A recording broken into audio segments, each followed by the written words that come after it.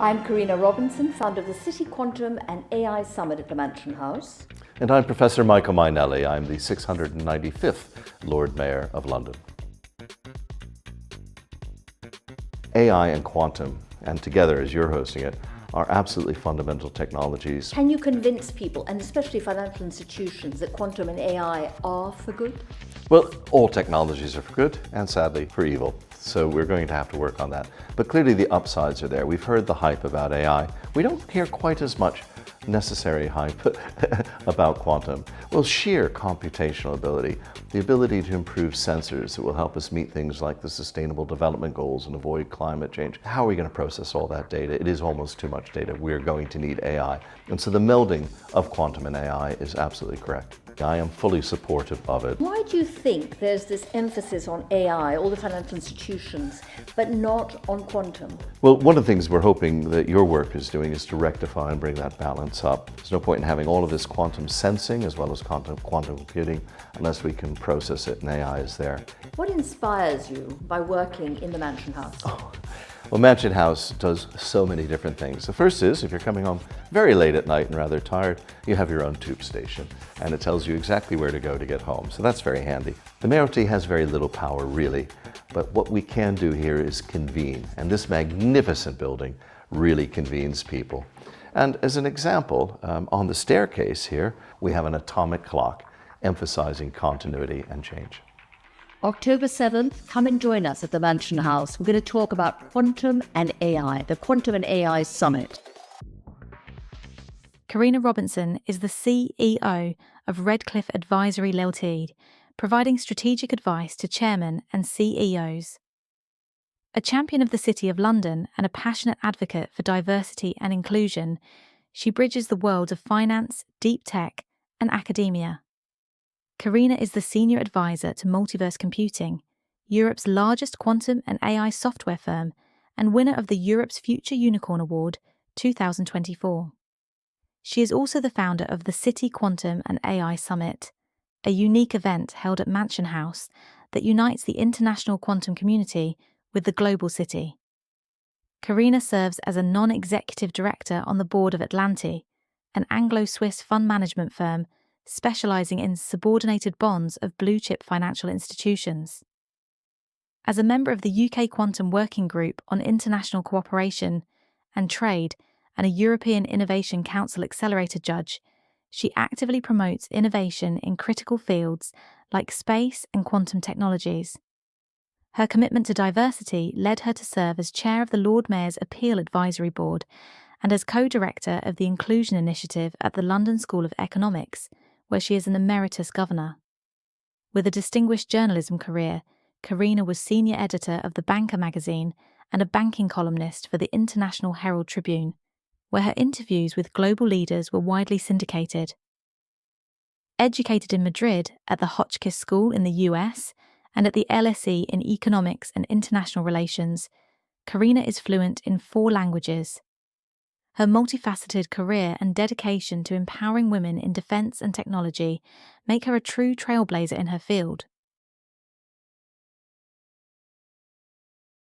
The City Quantum and AI Summit, Angel, started because I felt all these people in the quantum world, and this was about, 5 years ago, they all talked to each other in conferences in weird places that you would never get the sort of end client in finance or defense going to unless they were very nerdy or geeky.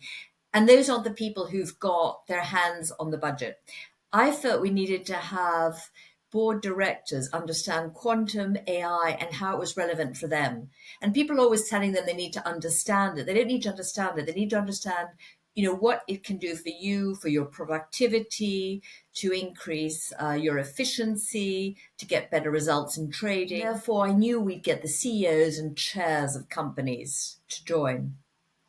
We started off, it was going to be a one-off, and then it really took off. And in the last 2 years, we've started to bring in defense for a number of reasons.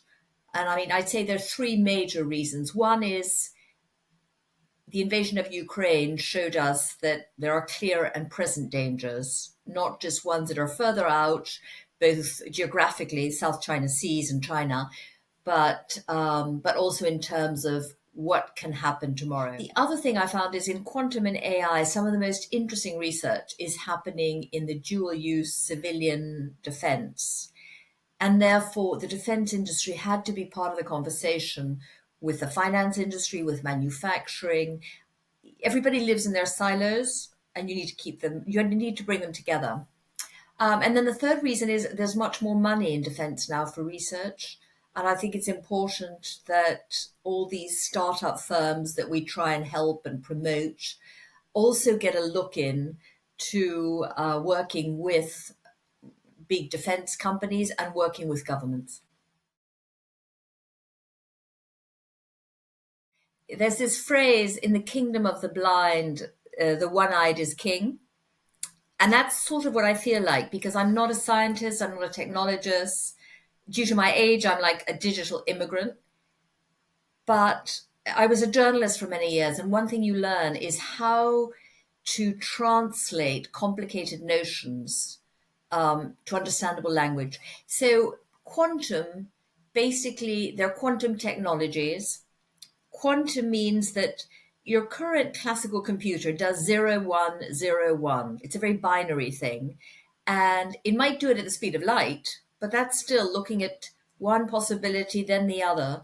If you think about the human brain, the way we think about all sorts of things at the same time, so a quantum computer can do that, but on steroids.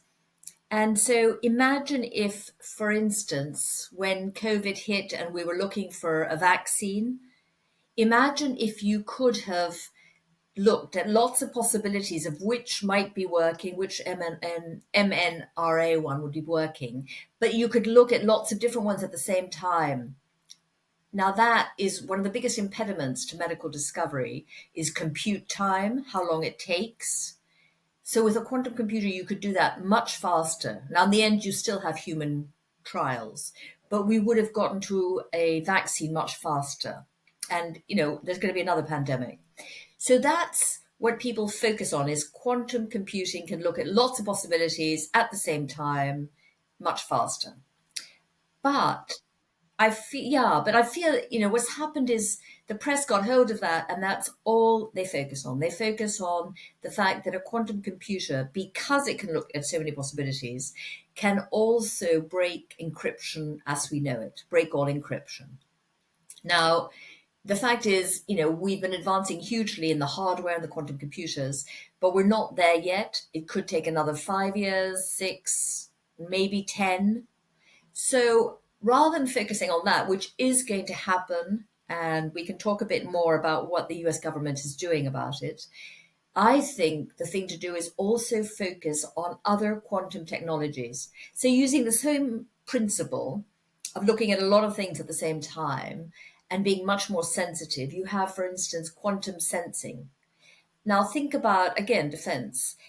If you have a coin-sized hole in an undersea pipe transporting oil or telecoms or whatever, I mean, sensors, it's really difficult. How can you patrol miles and miles of underground cables? You can't.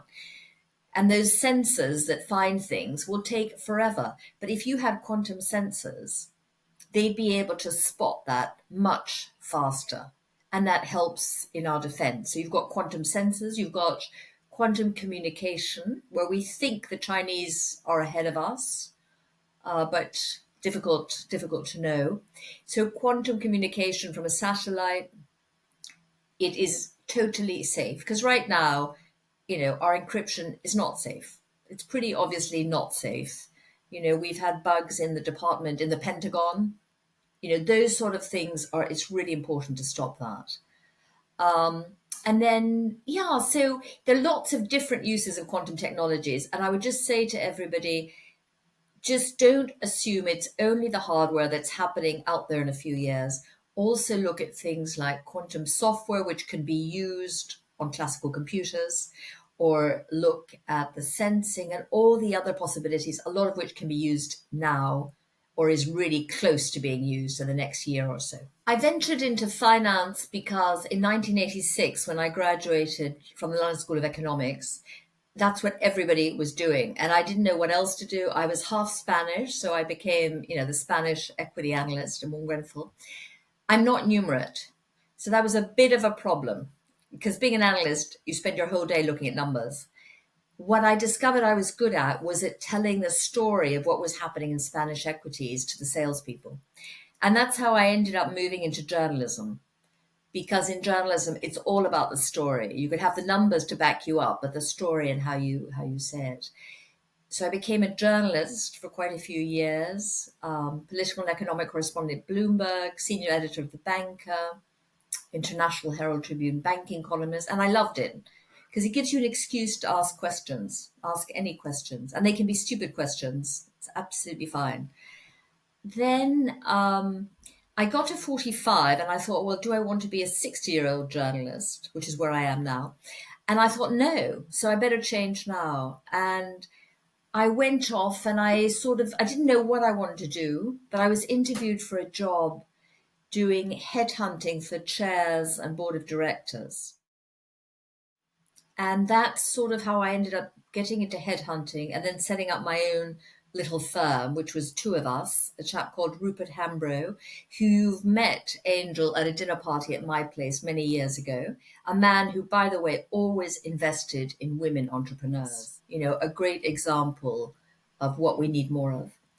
And we set up Robinson Hambro, which did board headhunting and CEO advice.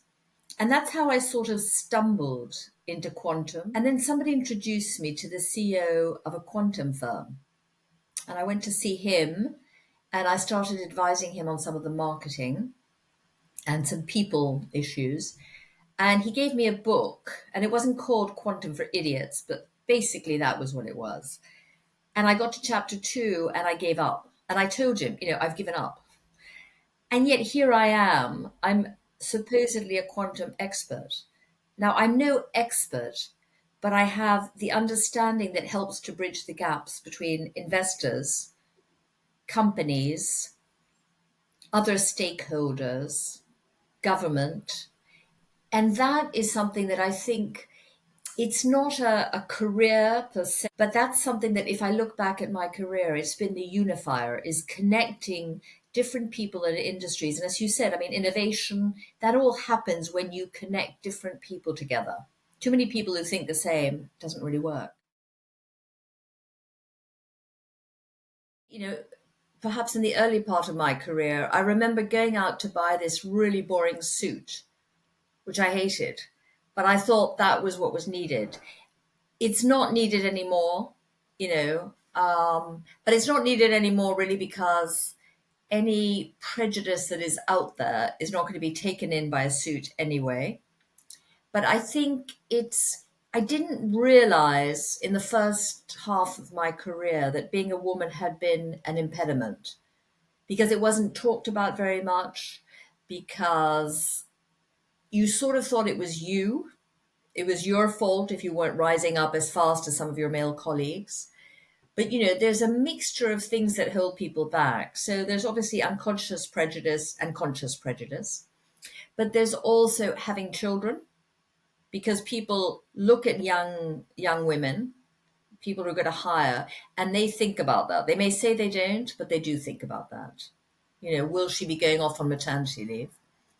There's also, there's some really interesting analysis of this by the Inclusion Initiative. So the Inclusion Initiative, I co-founded it at the London School of Economics with Professor Grace Lorden, who's an economist and a behavioral scientist.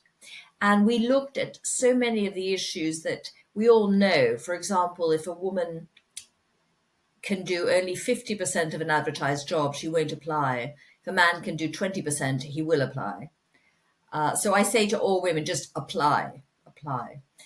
But we've looked at inclusive managers. How do you turn people into more inclusive managers? And we've set up a course at the London School of Economics to do specifically that. One thing, for example, Mary Beard, who's a Cambridge historian, talks about a lot, is that women's voices are not taken as seriously as men's.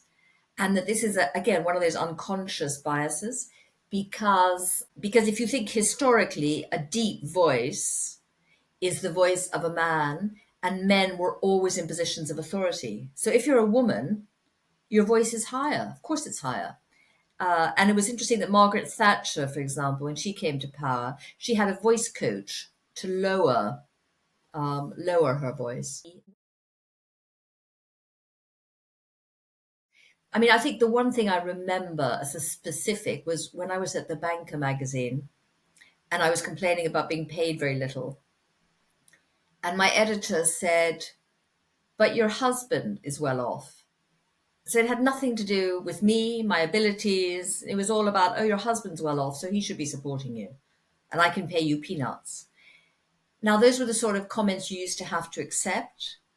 Now, I think it's more difficult to figure out the prejudice, but it's also more difficult to have children. Financially, it's a killer. And there's a wonderful woman in the UK called Joalie Brierley, and she set up a platform called Pregnant Then Screwed. And basically what she's saying is you have children and it screws up your career. And in many ways it does. Women are having fewer children, partly because of that and for other reasons. And it does, because in the end, women too often are the primary caregiver. Now, I would hope that your generation, it's not as bad, but we haven't quite advanced as far as we should have. And there's this backlash against diversity and inclusion, which I understand, because some of it went too far. But the backlash is pretty worrying, and the misogyny that's out there on social media. The Worshipful Company of International Bankers is a group that brings together international bankers in the City of London. Obviously, the City of London is full of them. And I was asked to become the master, which is basically the chair for a year. And at first I said no. I thought it was an old-fashioned organization. It was going to take up a lot of time. There was a lot of bureaucracy. And then I just realized if people like me, women like me, say no, we make it worse for every other woman out there. So I spent a year being master of the Worshipful Company of International Bankers. Diversity and inclusion was a big part of what we did and a big part of a lot of our talks. We had something called Talk and Toast, where you had power couples in the city. So where both the man and the woman were doing something powerful. And they would talk about their careers and working together and the concessions they made to each other's careers. And in the end, what was amusing, I would love to say to you that, we ended up with 50% women. We didn't. It was stuck at 30%. But what happened is a lot of young men joined because they liked the message. They saw the message was showing that we were a modern company preoccupied with things that also, it turned out, preoccupied them.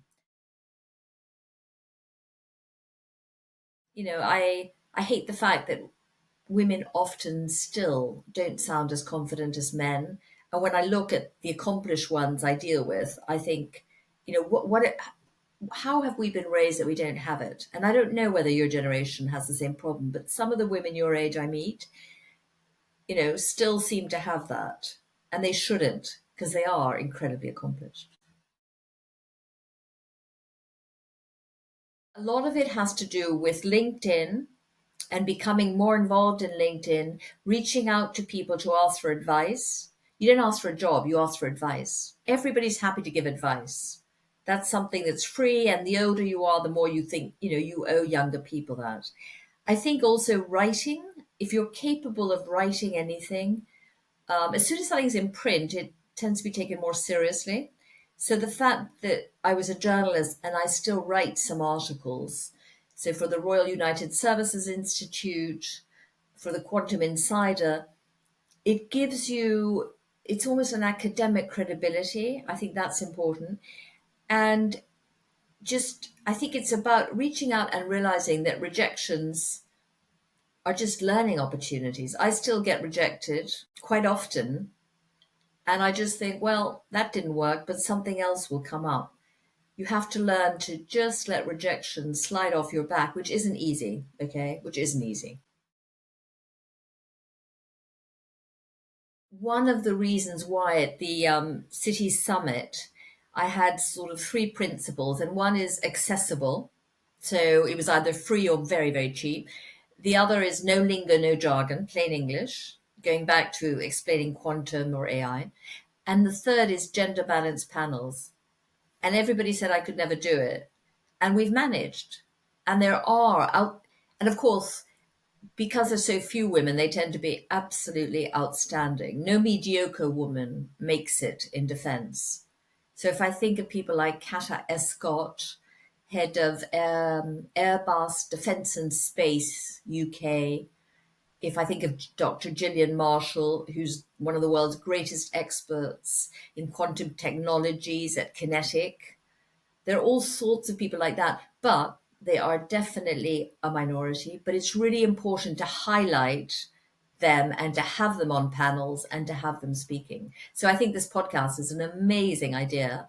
And Angel, you've got to interview loads and loads of the few women who are in defense, and let's make sure there are more of them. I think we need to make everybody much more aware of the world we're living in and be much more clear about it. And if you talk to people on the front line, like the Finns or the Swedes who just joined NATO, it's pretty obvious that we need to step up our pace in terms of innovation and in terms of defense, and spending more on defense and actually talking publicly about it.